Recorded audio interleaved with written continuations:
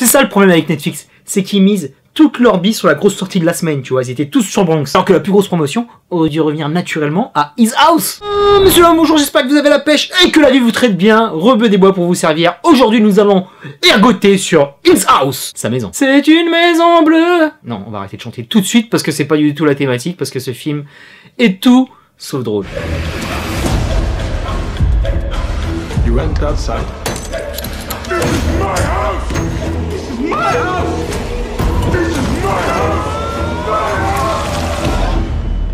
You don't wonder what it tells me. It says I should be afraid of you. Alors, His House, il a débarqué en Secret Connection, j'ai pas du tout vu ce film. Mais Netflix commence à de mieux en mieux me connaître, un peu mieux que mes potes d'ailleurs, et me l'a proposé en petite devanture, tu vois le petit teaser que t'as en haut de l'écran là, et à la première image, ça a piqué ma curiosité.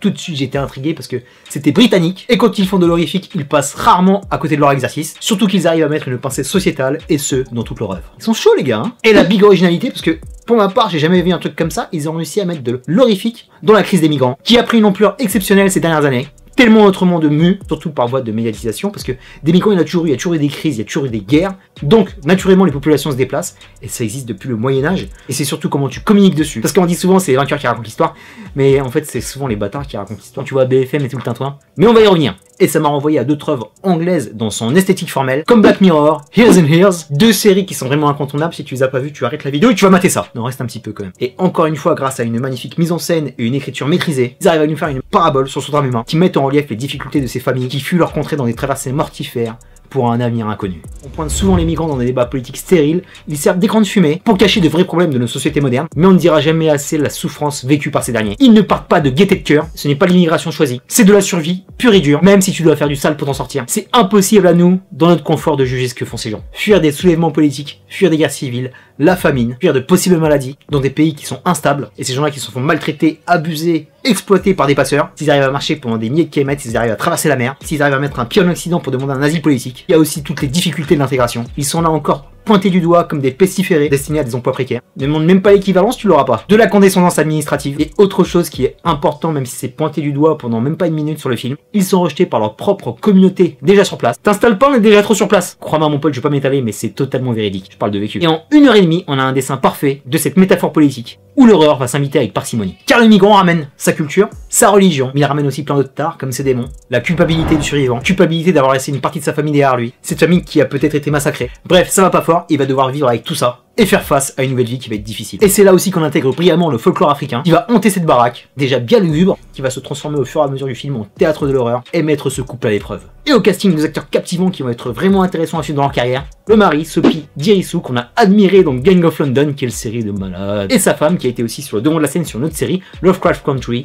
Wimni Moussaku, qu'on avait déjà vu dans BVS, les animaux fantastiques, et elle se fait une petite place au soleil, la nénette. Ils lâchent tous les deux une grosse performance, une grosse interprétation. Parfait dans les attitudes, parfait aussi avec l'accent soudanais, et même certaines scènes ils vont parler dans leur dialecte. Juste génial pour donner de l'authenticité au film. This is our home. All I can taste is the metal. We'll get used to it. Et les scènes horrifiques, mon gars, elles sont perfectes. Elles ne viennent jamais phagocyter le propos. Il n'y en a pas un milliard. Et quand ça débarque, c'est bien flippant. Il y a certaines scènes qui se passent en mer avec des CGI de fou, franchement.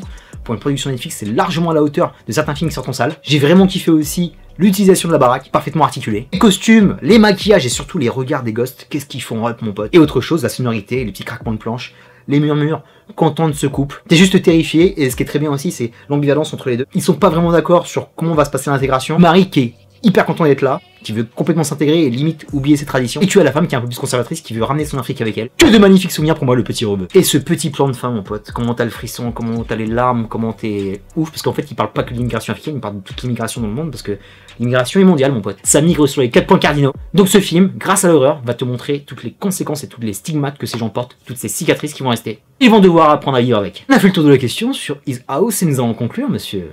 Un film que je te conseille bigrement, c'est un des meilleurs Netflix que j'ai vu cette année, un des meilleurs films que j'ai vu tout court cette année, en 2020, c'était super cool. Un film respectueux, bien traité, qui se base sur des faits et qui va te faire ressentir de l'intérieur ce qui se passe par rapport à ces migrants, dans leur voyage et dans leur installation. Un conte complètement désenchanté, je n'arrive pas à te dire totalement si ces gens sont sauvés, il y a certes un peu plus de lumière, mais ils sont marqués au fer rouge à vie parce qu'ils ont vécu dans leur passé. Malheureusement, c'est très dur à refouler. Ne rate pas cette magnifique pépite horrifique. Terminus pour His House. Je te dis à très bientôt pour de prochaines vidéos. D'ici là, porte-toi bien. Merci pour tes likes, tes partages, tes commentaires. Est-ce que tu as vu His House? Est-ce que tu comptes le voir? J'espère que tout se passe bien pour toi pendant ce confinement. On est ensemble, mon pote. Prends soin de toi et des tiens. Et je t'envoie de magnifiques peace and love.